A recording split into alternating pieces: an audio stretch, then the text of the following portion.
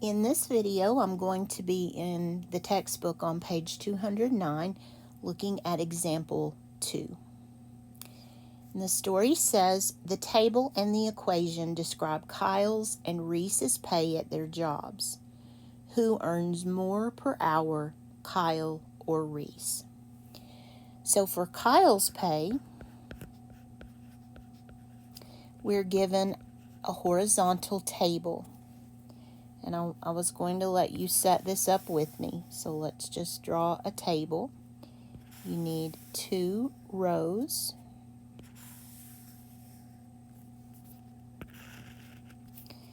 And we're going to put on the top row hours worked. This is going to be the independent variable. And then on the bottom we have total pay. This is the dependent variable, because pay depends on the number of hours worked. And then we need 6 columns.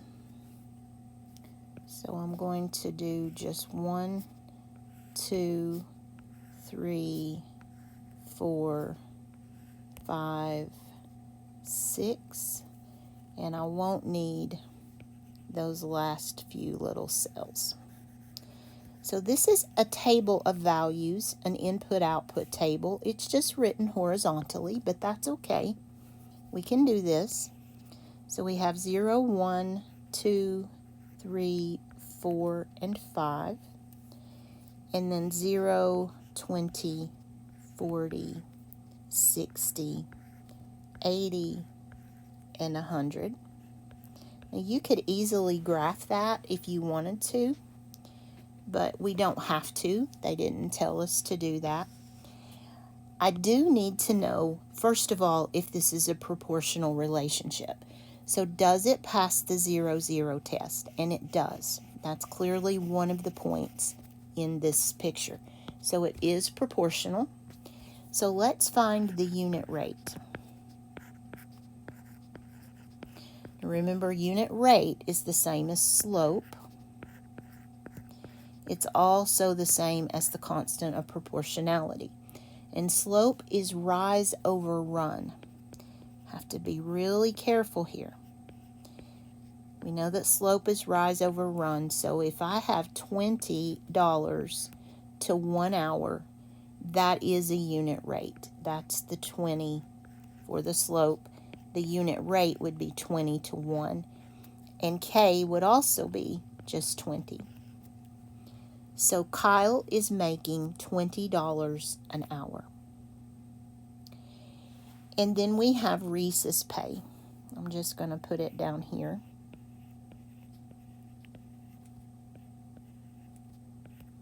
Because I may end up graphing this one just for practice.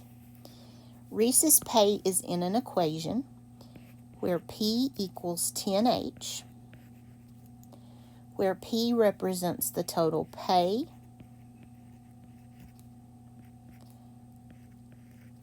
and H represents the hours worked. So we could say that slope is 10, constant of proportionality is 10, and the unit rate would be 10 over 1. So Reese makes $10 an hour. So here's the answer to their question. Kyle makes 20. Reese makes 10. Those are not equal. Kyle is greater than Reese. So who makes more per hour? Kyle. I do think I want to graph this because I want you to see that 2 functions can be on the same graph. So let's bring in a coordinate plane. Let me clean that up a hair. We do have the 0-0 principle because we have that in the table up there. All right, so on the independent axis, this is the decision that Kyle and Reese make, how many hours to work per week. And we have from 0 to 1. I'm going to skip some space just because I'm going to graph 2 functions on one graph. And then on the money, I think I'm going to count by tens. So each line is 10. That would be 20, 40, 60, 80, 100. And I'm going to graph Kyle first because I have Kyle's ordered pairs already. 20 to 1 is his unit rate. 2 to 40 would be his, do you see what I did? That was just stupid. Why in the world did I set that 0 way over there? All right, rather than redraw this whole thing, this is a good teachable moment, I'm going to move my y-axis. If any of my old professors are watching, close your eyes. That'll work. I just scooted the y-axis over. Okay, now we're in business. 2 hours, $40. 3 hours, $60. 4 hours, $80. And 5 hours, $100. So you can see this nice linear equation that is being graphed on this grid. So this is Kyle. And we could even go ahead and write the equation there. For Kyle, his pay equals $20 per hour, or 20x. All right, now let's graph Reese. Reese works 1 hour and makes $10. So he would work 2 hours and make $20. He would work 3 hours and make $30. 4 hours, $40. 5 hours, $50.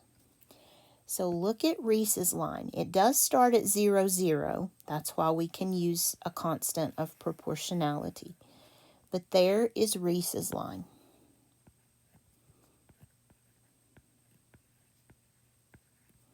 Reese makes $10 per hour. So let's compare these two lines. Let's look at our slopes of rise over run. So looking at Kyle, you rise $20 and you run 1. Rise 20, run 1. Rise 20, run 1. Rise 20, run 1. Kyle's slope is 20. Reese's slope, let's start right here. You rise 10, run 1. Rise 10, run 1. Rise 10, run 1. So Reese's slope is just 10. So we could see that Reese is at half the slope of Kyle. Reese is making money more slowly than Kyle. But by comparing those two functions on one graph, you can see the difference. It's almost a picture of the difference in their salaries. I like that one. I like all of these because they have a story. They have something that I can relate to and not just that theory stuff.